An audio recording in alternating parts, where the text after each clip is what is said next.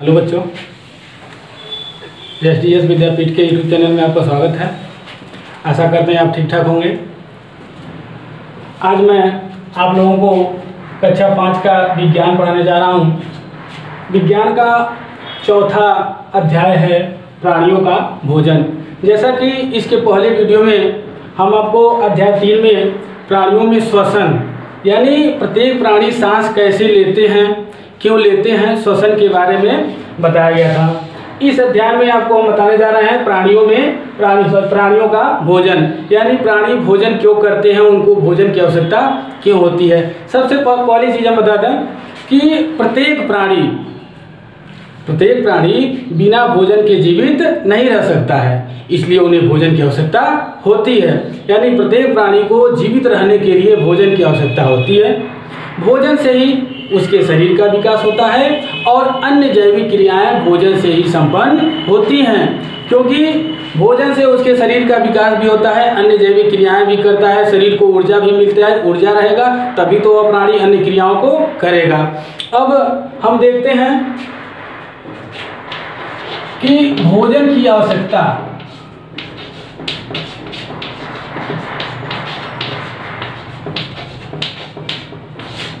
जैसा कि हम जानते हैं कि जब भी हम कोई काम करते हैं तो हमें भूख लगती है।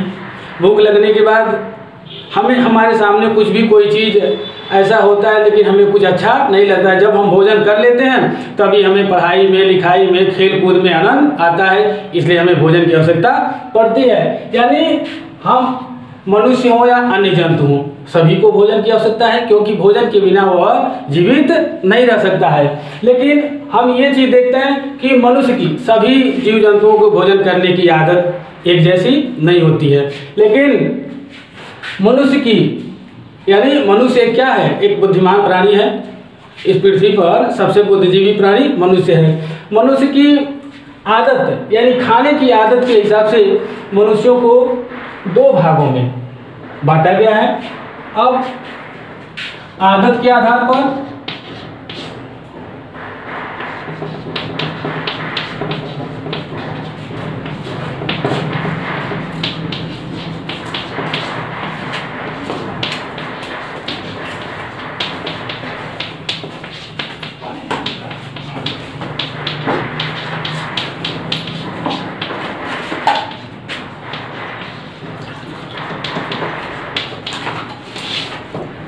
दो वर्गों में विभाजित किया गया है।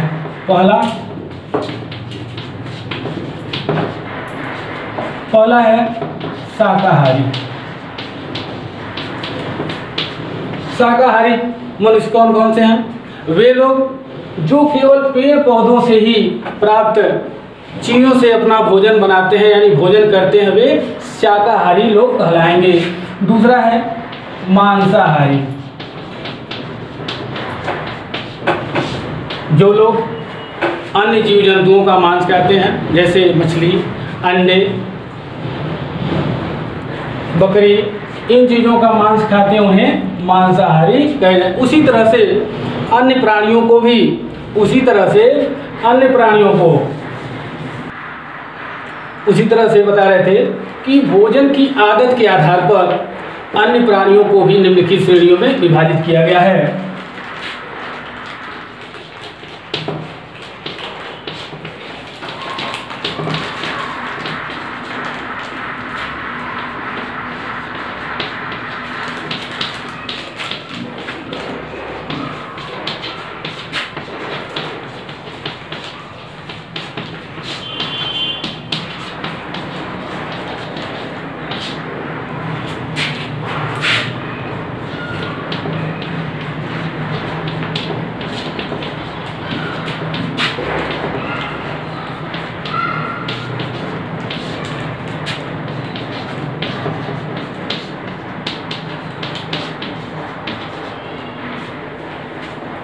भोजन करने की आदत के आधार पर अन्य प्राणियों को निम्नलिखित श्रेणियों में विभाजित किया गया है।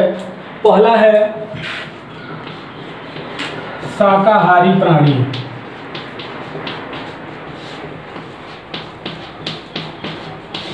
शाकाहारी प्राणी क्या होते हैं? वे प्राणी जो केवल पेड़ पौधों से ही अपना भोजन प्राप्त करते हैं वे शाकाहारी प्राणी कहे जाएंगे। जैसे गाय, भैंस, बकरी, ऊंट, जिराफ, ऐसे प्राणी जो केवल पेड़ पौधों से ही अपना भोजन प्राप्त करते हैं, पेड़ पौधों की पत्तियां खाते हैं, टहनियाँ खाते हैं, वे शाकाहारी प्राणी कहे जाएंगे। आप देखते होंगे प्रायः कि सभी शाकाहारी प्राणियों के शरीर की बनावट एक जैसी नहीं होती है। कुछ प्राणी छोटे होते हैं जो जमीन पर झुककर घास की पत्तियों को खाते हैं, और कुछ प्राणी जैसे ऊंट और जिराफ जो है लंबा प्राणी है, लंबा जानवर है, तो वो क्या करता है कि वह पेड़ पौधों की पत्तियां, टहनियों को वहां से तोड़ता है, उसके बाद खाता है। तो ऐसे प्राणी को हम शाकाहारी प्राणी कहेंगे। प्रायः ये प्राणी, इन प्राणियों के दांत, पंजे, शरीर की बनावट मजबूत होती है ताकि वे अपने आप को उसके अनुकूल बना सकें। अब इसी तरह से दूसरा है मांसाहारी।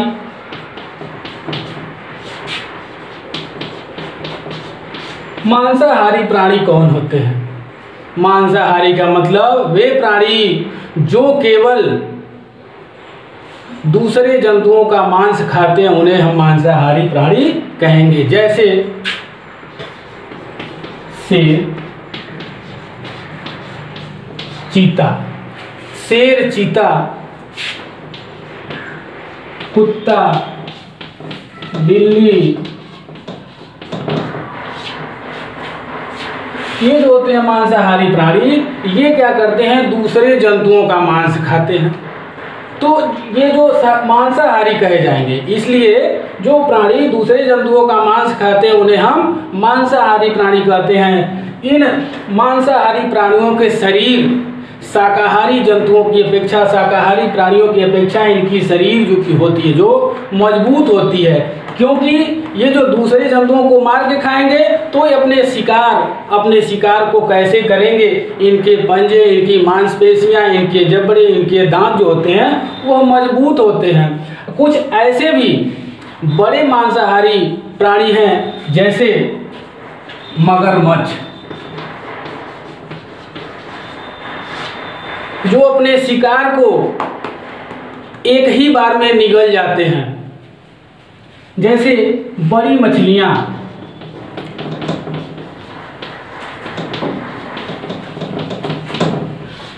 बड़ी बड़ी जो मछलियां होती हैं वो भी क्या होती हैं? मांसाहारी होते हैं, वो अपने शिकार को निगल जाती हैं। इस तरह से तीसरा मांसाहारी के बाद है कीटाहारी।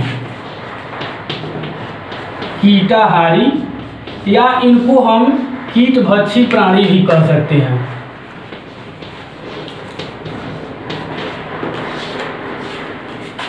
कीटभक्षी प्राणी,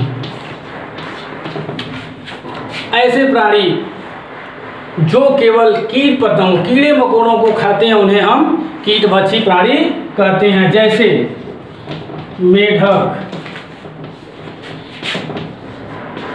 छिपकली, मकड़ी आदि। कीटाहारी का मतलब जो छोटे कीड़े मकोड़ों को खाते हैं, जो केवल कीड़े मकोड़ों को खाते हैं, कीट पतंगों को खाते हैं, उन्हें हम कीटाहारी या कीटभक्षी प्राणी कहते हैं। जैसे मेढक की जीभ जो होती है वह चिपचिपी होती है, वो अपने शिकार को अपने जीभ से पकड़ लेती है और वो खा जाते हैं। छिपकली को आप लोगों ने देखा होगा कैसे अपने शिकार को पकड़ते हैं ये लोग। छिपकली जो होती है छोटे कीट पतंगों को बहुत ही आसानी से पकड़ लेती है। उसी तरह से मकड़ी जो होती है, जैसे मच्छर, मक्खियों को पकड़ने के लिए, कीड़े मकोड़ों को पकड़ने के लिए एक जाल बुनते हैं। सभी लोगों ने देखा होगा कि मकड़ियाँ जाल बुनती हैं, उन जाल में जो कीट पतंग फंस जाते हैं उनको मकड़ियाँ खा जाती हैं। इस तरह से वो अपना भोजन करते हैं। इन जंतुओं को, इन प्राणियों को हम कीटाहारी प्राणी कहेंगे। आगे है चौथा, परजीवी।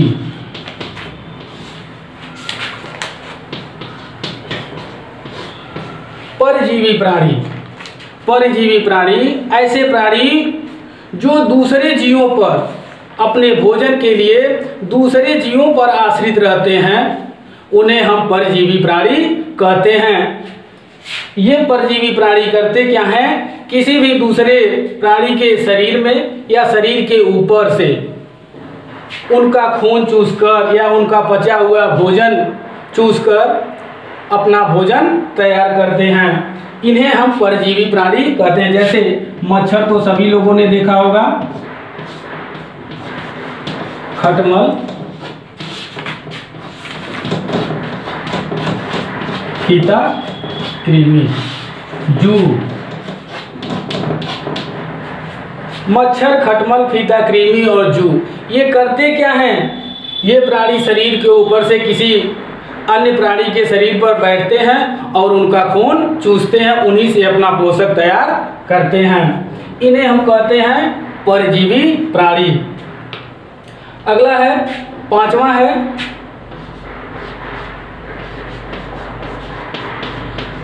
सर्वाहारी प्राणी। सर्वाहारी प्राणी या इन्हें हम सर्वभक्षी प्राणी भी कहते हैं।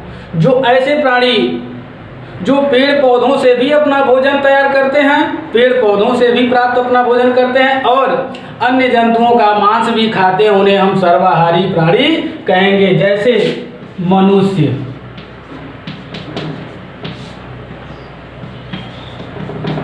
कौवा, कुत्ता, बिल्ली। ये क्या करते हैं? सर्वाहारी प्राणी यानी जो मांसाहारी भी हैं और शाकाहारी भी हैं, यानी कि जो पेड़ पौधों से भी अपना भोजन तैयार करते हैं और दूसरे जंतुओं का मांस भी खाते हैं, उन्हें हम सर्वाहारी प्राणी कहेंगे। जैसे मनुष्य, कौवा, कुत्ता और बिल्ली। ये लोग क्या करते हैं? दूसरे जंतुओं का मांस भी खाते हैं और पेड़ पौधों से भी अपना भोजन प्राप्त करते हैं। हम आशा करते हैं कि ये पाठ आप लोगों को समझ में आया होगा। इस वीडियो को देखेंगे और इस वीडियो को देखने के बाद इसके दिए गए अभ्यास कार्य को पूरा करेंगे। धन्यवाद।